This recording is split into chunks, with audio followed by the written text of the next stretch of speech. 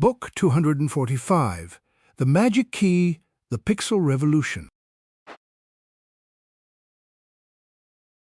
Mum was trying to take a picture of their sleeping cat using an old film camera, but the flash was too bright and the cat ran away. "I wish cameras did not need film or bright flashes," sighed Mum. In the other room, the magic key on Biff's nightstand began to glow. Suddenly, a swirling green magic wind swept under Mum and Dad's bedroom door, lifting them right out of their beds. They tumbled through a glowing portal and landed with a soft bump on a tiled floor inside a clean, bright laboratory. They looked around in confusion, realizing they were still in their pyjamas. Two scientists in white lab coats, Willard, Boyle, and George Smith, were drawing diagrams on a large blackboard. They were discussing how to store light as electrical charges. Willard Boyle showed George Smith a tiny silicon chip on a metal workbench. "This is our charge-coupled device," he said. Mum and Dad watched in amazement as the scientists shined a flashlight onto the chip, watching numbers change on a screen. Mum stepped closer to look at the tiny chip. "It captures light without film," she whispered in wonder.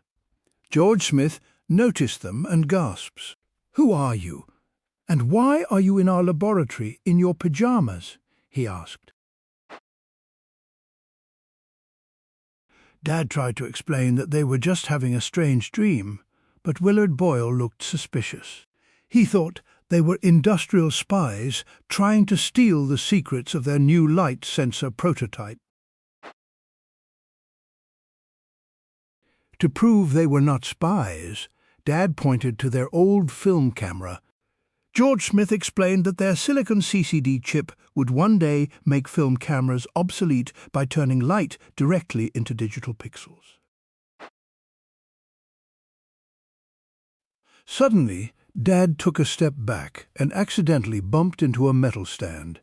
A tray of delicate silicon wafers began to slide, sending scientific notebooks crashing to the floor.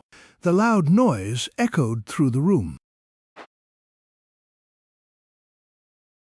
"Call security," shouted George Smith, pointing at them.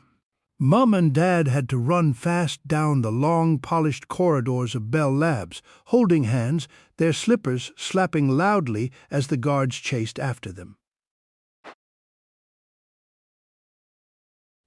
They ran into a dark room filled with developer chemicals and got cornered near a row of steel sinks.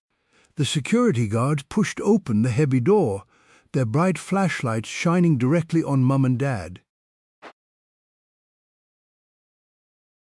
Just as a guard reached out to grab Dad's shoulder, a bright green magic glow erupted from under their pyjamas. The security guards shielded their eyes in disbelief as the entire darkroom began to dissolve. Mum and Dad were swept back through the swirling green portal, tumbling gently back onto their own soft mattress. The bedroom was quiet and dark.